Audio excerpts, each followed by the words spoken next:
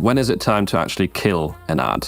Because like you said, 10 clicks without a sale, yeah, that's probably too early. But when do you know, right, this has been going on for too long, these have to be turned up?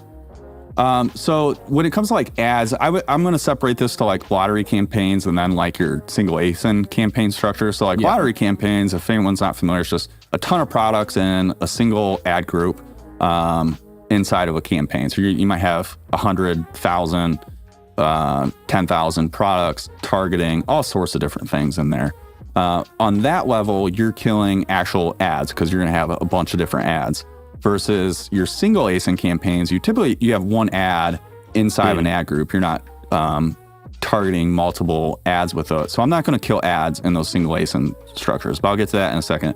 On the lottery campaigns, it really depends on how aggressive you want to be. So I'm going to look at my ads to inside of a lottery campaign and just see how they're performing. But I'm basing it, if you don't have orders, you need to base it off clicks. There's a bit of a hierarchy of the data that you're using to make decisions. If you have orders, you're going to use orders, which is through ACoS, to make decisions on what you should do, whether that's pausing, bid changes. You're using your order data. If you don't have order data, you have to use the next best set of data, which is clicks. If you don't have clicks, the next best set of data is impressions. But really, that's just going to be impressions itself is, for the most part, just, do I have impressions? No. Okay, I need to increase bids. I have impressions. Yeah. I'm probably fine. Makes sense. And then once you have clicks, you're basing off that. If I have an ad that has a couple orders, I'm pretty much never going to eliminate that unless it's performing really poorly.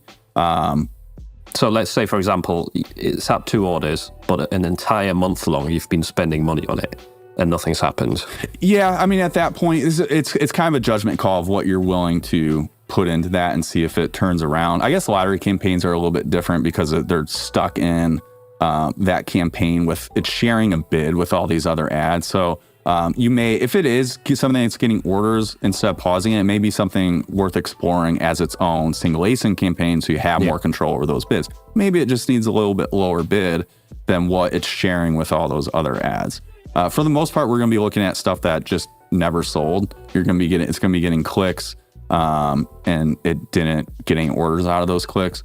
I would say with lottery campaigns on a product level, the ad level, maybe 20 clicks would be a good threshold or so. The more data you get, the more confident you can be in that decision. So if you want to wait till 25 clicks, that's even better. You're going to spend a little bit more money, but you're going to be more confident in that decision that you're making the right one. Again, the worst thing you could do is make that decision too early where you don't have enough data to be able to come and say, okay, this isn't working.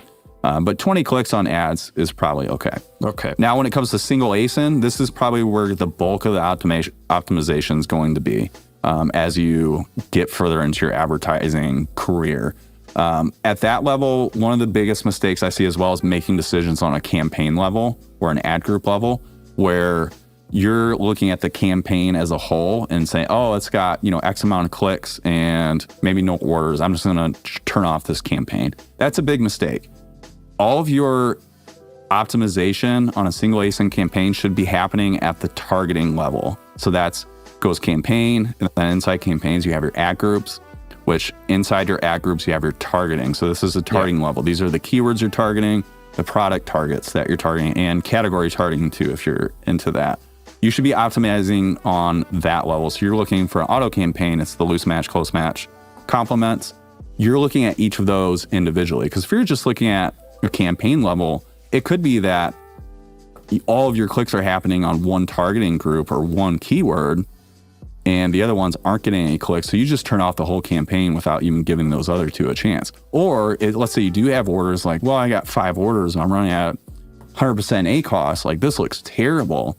If you turn that off, like you could, without looking at the granular data, it could be one targeting group or one keyword that's causing it to look super bad. It's, taking all the clicks, which could even just be from one search term. Maybe there's this one search term that's taking all of your clicks, and you actually have some other ones that are running at a really good ACoS. So that's why you need to look at that level. So I'm evaluating each of those individually, each targeting group, each keyword. For a campaign, if it'll eventually pause itself if you run through all of its keywords, or in an automatic campaign, if you end up pausing all the targeting groups, you effectively pause a campaign in that method. But otherwise, we're evaluating each of those targeting groups individually.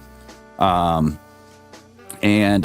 if it's got at least 2 orders, I'm pretty much never pausing that keyword or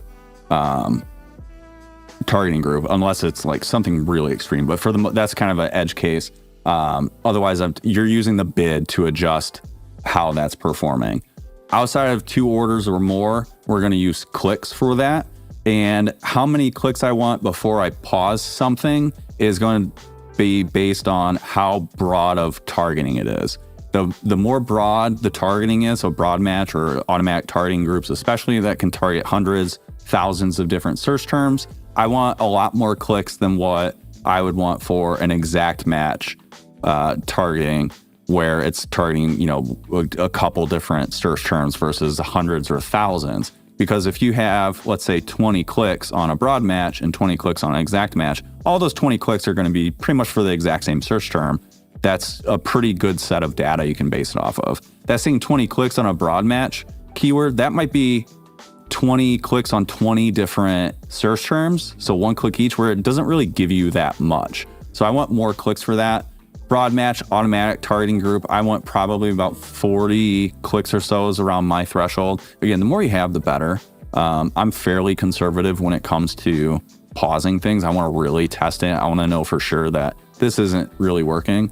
And then for an exact match, it's closer to that 20 range.